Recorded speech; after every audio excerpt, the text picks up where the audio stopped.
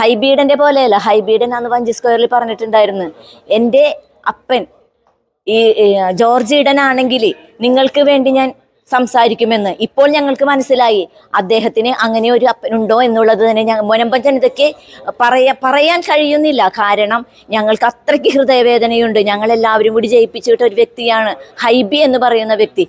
പ്രധാനമന്ത്രി നരേന്ദ്രമോദിയോട് എന്താണ് പറയാനുള്ളത്? നരേന്ദ്രമോദിനോട് നന്ദി പറഞ്ഞാൽ തീരൂല, അത്രയ്ക്കുണ്ട്. ഞങ്ങൾക്ക് ഇന്നലെ സന്തോഷമാണോ സങ്കടമാണോ ഉണ്ടായെന്ന് അറിയാമല്ലോ. നരേന്ദ്രമോദിക്ക് ജയ് വിളിച്ചുകൊണ്ട് തന്നെയാണ് ഞങ്ങൾ ഇന്നലെ പ്രകടനം നടത്തിയത്. നരേന്ദ്രമോദി വിജയിക്കട്ടെ എന്ന് തന്നെ ഇപ്പോഴും ഞങ്ങൾ പറയണം. ചേച്ചി നമസ്കാരം. നമസ്കാരം ചേച്ചി, ഇപ്പോ എത്രത്തോളം പ്രതീക്ഷയായി നിങ്ങൾക്ക്? ഞങ്ങൾക്കിപ്പോ 100% പ്രതീക്ഷ തന്നെയാണ്. ഞങ്ങൾ വളരെ സന്തോഷത്തിലാണ്.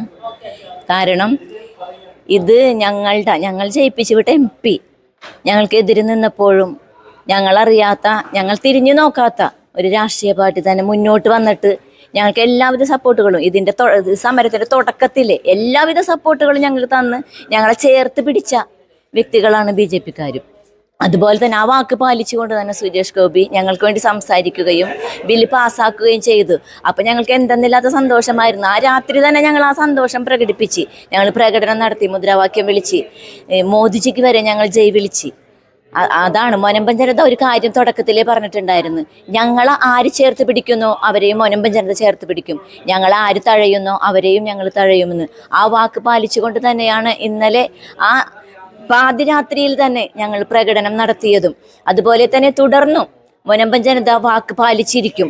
ഹൈബീഡന്റെ പോലെയല്ല. ഹൈബീഡൻ അന്ന് വഞ്ചി സ്ക്വയറിൽ പറഞ്ഞിട്ടുണ്ടായിരുന്നു, എൻ്റെ അപ്പൻ ജോർജ് ഈഡൻ ആണെങ്കിൽ നിങ്ങൾക്ക് വേണ്ടി ഞാൻ സംസാരിക്കുമെന്ന്. ഇപ്പോൾ ഞങ്ങൾക്ക് മനസ്സിലായി അദ്ദേഹത്തിന് അങ്ങനെ ഒരു അപ്പനുണ്ടോ എന്നുള്ളത് തന്നെ മുനമ്പൻ ജനതയ്ക്ക് പറയാൻ കഴിയുന്നില്ല. കാരണം ഞങ്ങൾക്ക് അത്രയ്ക്ക് ഹൃദയവേദനയുണ്ട്. ഞങ്ങൾ എല്ലാവരും കൂടി ജയിപ്പിച്ചു വിട്ട ഒരു വ്യക്തിയാണ് ഹൈബി എന്ന് പറയുന്ന വ്യക്തി. ഇപ്പോൾ ഞങ്ങൾക്ക് അദ്ദേഹത്തെ കാണുന്നത് പോലും, കാരണം ഞങ്ങൾ നെഞ്ചോട് ചേർത്ത് പിടിച്ചുകൊണ്ട് തന്നെ ഞങ്ങൾ എല്ലാവിധ സപ്പോർട്ടും ചെയ്തുകൊണ്ട് തന്നെ അദ്ദേഹത്തെ ജയിപ്പിച്ചു വിട്ടതാണ്. എന്നിട്ട് പോലും മുനമ്പൻ ജനതയ്ക്ക് വേണ്ടി കരയാത്ത അതേ സ്ഥാനത്ത് തന്നെ സിനിമയ്ക്ക് വേണ്ടി കരയുകയും ചെയ്തു. മണിപ്പൂരിന് വേണ്ടി കരഞ്ഞു. എന്തുകൊണ്ട്? സ്വന്തം മണ്ഡലത്തിലെ കുറച്ച് വ്യക്തികൾക്ക് വേണ്ടി.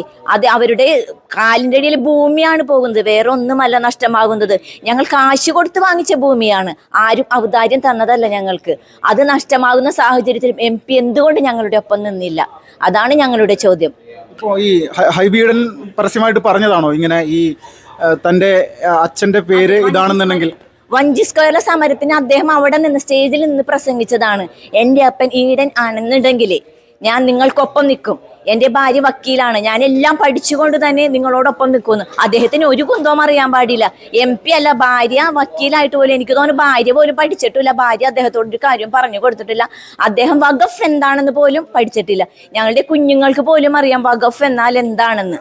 ഈ 6 മാസം കൊണ്ട് ഞങ്ങളെല്ലാവരും, തീരദേശ പ്രദേശമാവും അറിയാം, അമ്മമാർക്കൊക്കെ അധികം അറിവൊന്നും ഉണ്ടാവില്ല. പക്ഷേ ഇപ്പോൾ എല്ലാവരും ഒറ്റക്കെട്ടായി പറയും വഖഫ് എന്താണെന്ന്. ഒരു വക്കീലിന് പോലും പഠിപ്പിച്ചു കൊടുക്കുവാനുള്ള ധൈര്യം ഞങ്ങളുടെ പ്രായമായ അമ്മമാർക്ക് വരെയുണ്ട്.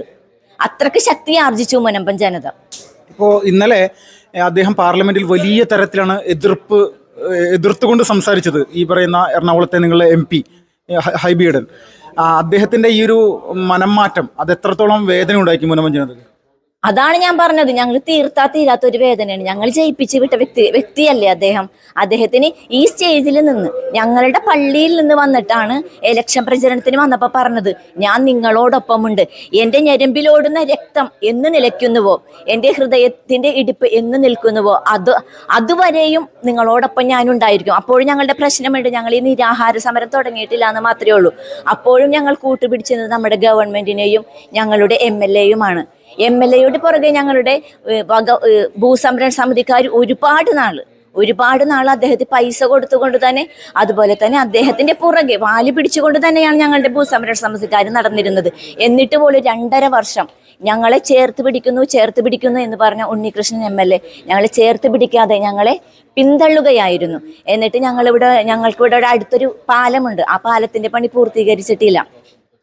അപ്പൊ MLA-യുടെ അടുത്ത് ഞങ്ങൾ ഈ പാലത്തിന്റെ പണിയുടെ കാര്യം പറയാൻ ചെന്നപ്പോൾ MLA പറഞ്ഞ ഞങ്ങളോടൊരു വാക്കുണ്ട്, നിങ്ങളുടെ ഈ പാലത്തിന്റെ പണിയൊക്കെ ഇപ്പൊ റെഡിയാകും, എല്ലാ കാര്യങ്ങളും ശരിയാക്കി തരാം, പിന്നെ നിങ്ങൾക്ക് അവിടെ ഒരു ഭൂസംരക്ഷണ സമിതിക്കാരില്ലേ, അവരിപ്പോൾ അച്ഛന്മാരുടെയും മെത്രാന്മാരുടെയും പുറകെയാണ് നടക്കുന്നത്, ഞാനാണ് അവർക്ക് കാര്യങ്ങളൊക്കെ ചെയ്തു കൊടുത്തതെന്ന്. അപ്പൊ ഞാൻ അദ്ദേഹത്തോട് പറഞ്ഞൊരു വാക്കുണ്ട്, ഞങ്ങളും ആ ഭൂസംരക്ഷണ സമിതിയിൽപ്പെട്ട വ്യക്തികൾ തന്നെയാണെന്ന്.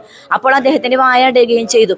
ഞങ്ങൾ ഇന്ന് മെത്രാന്മാരുടെ അച്ഛന്മാരുടെ ഒപ്പം നടന്നിട്ടുണ്ടെങ്കിൽ അവരും കൂടി സർക്കുലർ ഇറക്കിയതിന്റെ പേരിൽ തന്നെ, അതുപോലെ തന്നെ SNDP, ഞങ്ങളുടെ പരിസരത്തുള്ള എല്ലാ സംഘടനകളും, അതുപോലെ തന്നെ ക്രൈസ്തവ സംഘടനകളായാലും ഇപ്പൊ ബിഷപ്പുമാര് സർക്കുലർ ഇറക്കിയതിന്റെ പേരിൽ തന്നെ ആയിരിക്കാം ചിലപ്പോൾ ഇത് പാസ്സാകാൻ കാരണം.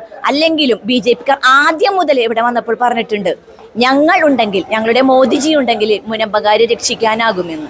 ആ വാക്ക് അവർ ഏറ്റെടുക്കുകയും ഞങ്ങൾക്ക് വേണ്ടി ഞങ്ങളെ ചേർത്ത് പിടിക്കുകയും ചെയ്തു. ഇനിയും മുനമ്പൻ ജനത ചേർത്ത് പിടിക്കും. ഇവിടെ ഒരു രാഷ്ട്രീയ മാറി ഈ 1-ാം വാർഡിൽ ഒട്ടും BJP മത്സരത്തിന് നിന്നിട്ടില്ല.